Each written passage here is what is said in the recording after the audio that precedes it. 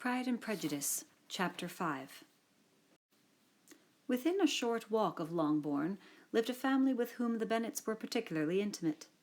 Sir William Lucas had been formerly in trade in Meryton, where he had made a tolerable fortune, and risen to the honour of knighthood by an address to the king during his mayoralty.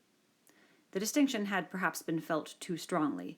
It had given him a disgust to his business, and to his residence in a small market town, and in quitting them both, he had removed with his family to a house about a mile from Meryton, denominated from that period Lucas Lodge, where he could think with pleasure of his own importance, and, unshackled by business, occupy himself solely in being civil to all the world.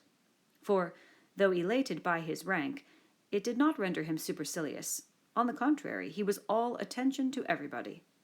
By nature inoffensive, friendly, and obliging, his presentation at St. James's had made him courteous.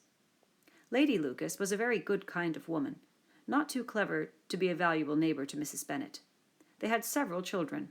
The eldest of them, a sensible, intelligent young woman, about 27, was Elizabeth's intimate friend.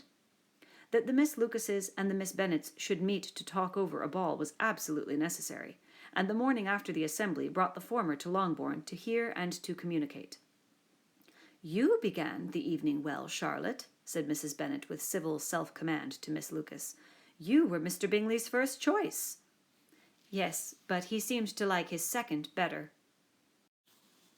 "Oh, you mean Jane, I suppose, because he danced with her twice. To be sure, that did seem as if he admired her. Indeed, I rather believe he did. I heard something about it, but I hardly know what. Something about Mr. Robinson." "Perhaps you mean what I overheard between him and Mr. Robinson. Did not I mention it to you? Mr. Robinson's asking him how he liked our Meryton assemblies, and whether he did not think there were a great many pretty women in the room, and which he thought the prettiest, and his answering immediately to the last question, 'Oh, the eldest Miss Bennet, beyond a doubt.' There cannot be two opinions on that point." "Upon my word! Well, that is very decided indeed. That does seem as if... But, however, it may all come to nothing, you know." "My overhearings were more to the purpose than yours, Eliza," said Charlotte. "Mr. Darcy is not so well worth listening to as his friend, is he? Poor Eliza, to be only just tolerable." "I beg you would not put it into Lizzie's head to be vexed by his ill treatment, for he is such a disagreeable man that it would be quite a misfortune to be liked by him. Mrs. Long told me last night that he sat close to her for half an hour without once opening his lips." "Are you quite sure, ma'am? Is not there a little mistake?" said Jane. "I certainly saw Mr. Darcy speaking to her." "Aye, because she asked him at last how he liked Netherfield, and he could not help but answering her. But she said he seemed quite angry at being spoke to."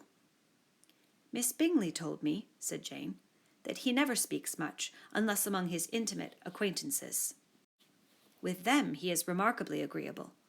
"I do not believe a word of it, my dear. If he had been so very agreeable, he would have talked to Mrs. Long. But I can guess how it was. Everybody says that he is eat up with pride, and I dare say he had heard somehow that Mrs. Long does not keep a carriage, and had come to the ball in a hack chaise." "I do not mind his not talking to Mrs. Long," said Miss Lucas, "but I wish he had danced with Eliza." "Another time, Lizzie," said her mother, "I would not dance with him if I were you." "I believe, ma'am, I may safely promise you never to dance with him." "His pride," said Miss Lucas, "does not offend me so much as pride often does, because there is an excuse for it. One cannot wonder that so very fine a young man, with family, fortune, everything in his favour, should think highly of himself. If I may so express it, he has a right to be proud." "That is very true," replied Elizabeth, "and I could easily forgive his pride if he had not mortified mine." "Pride," observed Mary, who piqued herself upon the solidity of her reflections, "is a very common failing, I believe. By all that I have ever read, I am convinced that it is very common indeed, that human nature is particularly prone to it, and that there are very few of us who do not cherish a feeling of self-complacency on the score of some quality or other, real or imaginary. Vanity and pride are different things, though the words are often used synonymously. A person may be proud without being vain. Pride relates more to our opinion of ourselves, vanity to what we would have others think of us."